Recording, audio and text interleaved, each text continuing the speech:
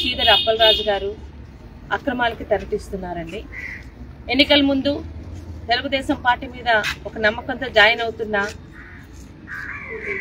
Beneficiaries తాలూకా చేయూతను ఆపడం, పెన్షన్లు ఇవ్వనీయకుండా చేస్తున్నారు. రీసెంట్ గా పార్టీలో జాయిన్ అయిన పలాలి గ్రామం బెనిఫిషరీస్ కి ఆపి మరి 2 రోజుల నుంచి ఆ గ్రామ పెద్దలు, ముఖ్యంగా మా అధ్యక్ష కార్యదర్శులు కూడా అడుగుతుంటే మేము ఇవ్వం, పార్టీ మళ్ళీ కండువా వెనక్కి మార్చుకుంటే గానీ ఇస్తామన్నంతా బరి తెగించి మాట్లాడుతున్నారు. మరి స్థానికంగా ఈ రోజు ఇక్కడికి వచ్చి ఎంపీడీఓ ఆఫీస్లోని ఎంపీడీఓ గారికి సమక్షంలో పెట్టడం జరిగింది. ఎన్నికల డ్యూటీ కింద గతంలో వీళ్ళకి చెప్పినట్టు చేసే, వీళ్ళ అడుగులకి మడుగులెత్తే ప్రతి అధికారులు కూడా ఈరోజు మారారు.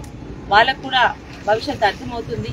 ప్రస్తుతం ఉన్న అధికారులు నీతిగా, నిజాయితీగా బెనిఫిషియర్లు ఇబ్బంది పెట్టకుండా ఇవ్వాలని కోరుకున్నాము. వాళ్ళు కూడా 2 రోజుల్లో ఈ కార్యక్రమాన్ని పూర్తి చేస్తామని మాట ఇచ్చారు. అయితే ఎన్నికల కమిషన్ కూడా ఈరోజు అధికారులు చెప్పిన స్థానికంగా ఉన్న వాలంటీర్లు బరి తెగించి మా వెనకాల ఒక పశువుల మంత్రి ఉన్నాడు, మీరు ఎవరేం చేయలేరు, కలెక్టర్ చెప్పినా మేము ఇవ్వమని బరి తెగించి మాట్లాడుతున్నారు.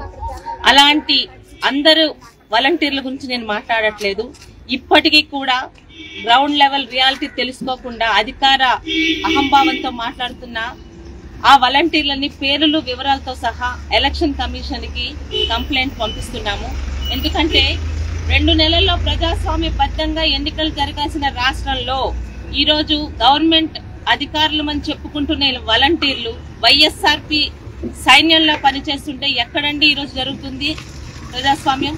ఇంకా గ్రామాల్లో వీళ్ళకి భయపడుతూ, వీళ్ళు ఎక్కడైతే ఆపేస్తామో మాకు వచ్చే అన్ని బెనిఫిషియరీ పథకాలని భయపడుతూ ఉన్న అమాయక జనాల్ని వీళ్ళు ఎలా ఇబ్బంది పెడుతున్నారో వాళ్ళ పేర్లతో సహా ఎన్నికల కమిషన్ కూడా మేము లెటర్ పంపించాము ఆల్రెడీ. దయచేసి రాష్ట్రంలో కూడా ఎవరెవరైతే ఇంకా వాలంటీర్లను చెప్పుకొని తెలుగుదేశం, వైసీపీ అని తేడాలు చూపిస్తూ బెనిఫిషరీస్ స్కీమ్స్ ఆపుతున్నారో వాళ్ళందరి మీద కూడా ప్రతి ఒక్కరు ఎన్నికల కమిషన్ కి వాళ్ళ తాలూకా వ్యక్తిగత వివరాలతో కంప్లైంట్ ఇవ్వాలని కోరుకుంటున్నామండి.